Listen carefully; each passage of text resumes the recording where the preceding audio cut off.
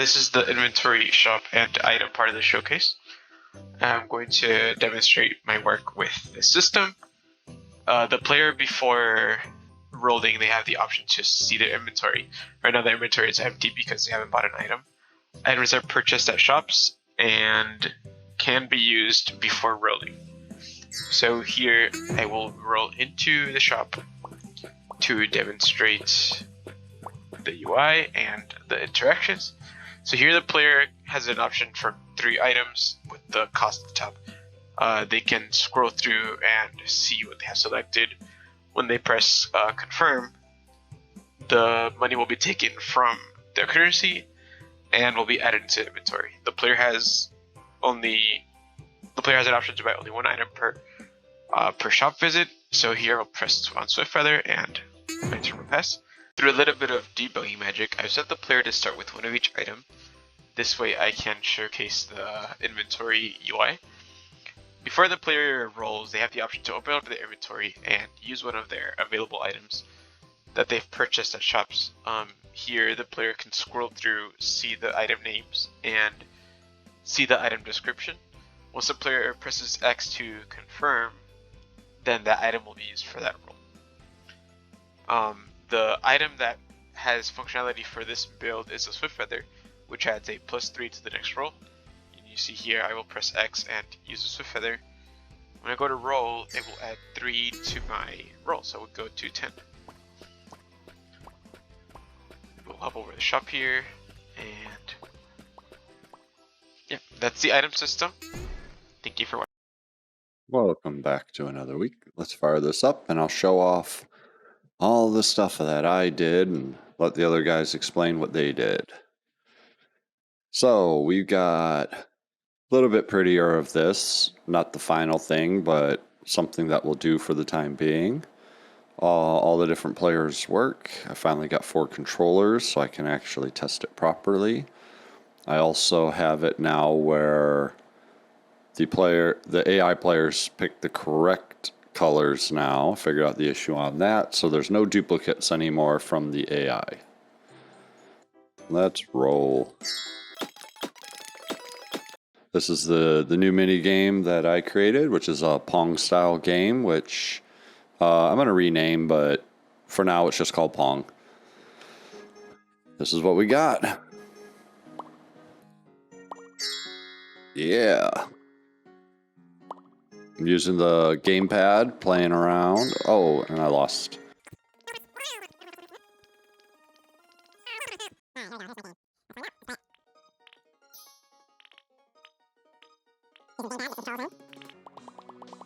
Oh, good. It showed if it gets stuck for too long, pops it back to the middle.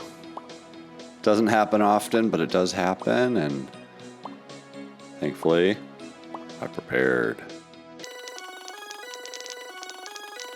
You can see the ball is getting faster on its own. There we go.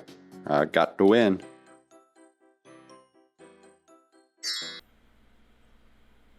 Alright, hello, and today I'm going to go over what I worked on this week. Here is the showcase image I made for one of my mini games. This is the main focus for this week, is this mini game, and then a win transition screen for after each mini game. Let's go ahead and get right on into it. Get this guy out of here. 3, 2, 1. Set up a countdown. Each player then presses A as fast as they can. With the AI having a range of about 56 to 60. Needs to be tweaked up a little bit, try to get more variety in there. But then each player has their corresponding colored gem spawned behind them, which each of these will just fall down until eventually one is left still falling from the sky, and that's kind of how you know who won. Turns out I won using my thumb. Who would know? It's going to switch over to this transition screen, where the players are even scored in order. 10 coins are then distributed to the winning player, 10 gems. And we transition back to the main board. Not a lot going on. It's actually a pretty simple game. Took me the level design took a lot longer than the actual gameplay itself, but I was able to get a couple components over into C++. I got their begin play. I have his tick. Begin play, I even don't quite need this. I need to transfer everything over before this is even relevant. But I have the tick. I have the mashing, which is pressing A, releasing the mash button, which basically just controls the animations. Pressing A increases your mash count, which is your end score. And then we all know setting up input components. With the character himself, here I have where I set up all the references, and then I create the dice block. Or not the dice block, the spawner for the gem blocks. I create the spawner. I set the spawner's color, which makes the gems the same color as the player. I set the player's color, set up their AI, and this basically just sets up AI, and if it's not an AI, then it sets up player controls. We have the spawn winning blocks function. All of this I do eventually want to get over into C++ also. I think it'd just be a little more efficient. There's a couple loops in here. This just spawns the blocks. It spawns each block over time and then takes away from the count until the count is 0, and then it stops spawning. You get your pause screen, and then this is where it takes at the end of the game. This is a blueprint implementable event that I actually call from C++ that will set the score for each player once the game is over. And it also shows a debug message for now of what that player's score was, so you can compare to the other bots or other players in case you wanted to know. And then the game mode, this thing's a mess. This is going to be my focus for this week, is cleaning all this up. I want to clean this up, get a lot of it over to C++, and basically just make it easier to follow. But it pretty much just does the countdown. It does the countdown, and then it's displaying to the screen to start, displaying the countdown of the actual in-game, your 10-second countdown timer. And then at the end of all that, it makes sure each player knows the game is over and they aren't stuck in an animation loop. Once we are done, we're going to hold for the new transition level before all this gets done. Then we go into each one, we determine their count. Whoever has the highest count is determined the winner. But this is actually all deprecated at this point, since in my win transition screen, it does this math for you.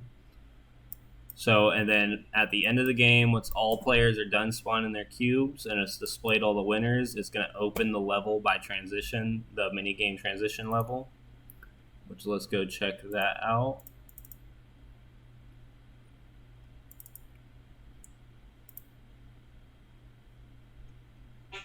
Between that, cats are making some weird noises. The win screen is pretty much just going to get all the references you need. It's going to get the rankings from the GI, which is our game interface, which has this complete nonsense of getting each player's score and determining if they're in first, second, third, or fourth. And it breaks down every player in every possible situation. And then it also determines ties. If two people were to get the same score, it'll determine the tie between the two of them. And that was pretty much it. It's all that math. It's displaying this win screen. And the win screen will just have everybody should be tied. Yeah. Because technically the score is all 0. You never actually win through a game to set any scores. And I have this hooked up for testing, but it's unhooked right now. And the little pedestals spawning up. Yeah, that's about it for the week. It was a bit more challenging than I thought it was going to be, but there it is.